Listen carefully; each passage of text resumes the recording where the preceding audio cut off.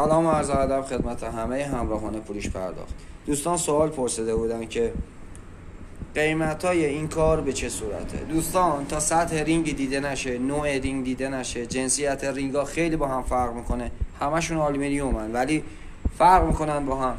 ببینید دوستان، این سطح رینگ با این سطح رینگ کلا فرق میکنه. اون رینگ یه ریکاوری ساده میخواد، این رینگ یه تعمیر ریز و یه ریکاوری کارش حل میشه. یه موضوع دیگه دوستان خدمت رو عرض کنم، در مورد قیمت ها خیلی سوال میپرسین رفقا. رینگ تا دیده نشه هم زمانی و هم قیمتی هیچ نظر قطعی رو نمیتونیم خدمت رو اعلام کنیم. رفقایی که اصفهان تشریف دارن به ما سر بزنن، دوستانی که از شهرهای دیگه هستن یه عکس برای ما بفرستن واضح. یه نمونه کار ریکاوری هم خدمتتون نشون میدم که آقا کیفیت کار رو متوجه بشین. یا حق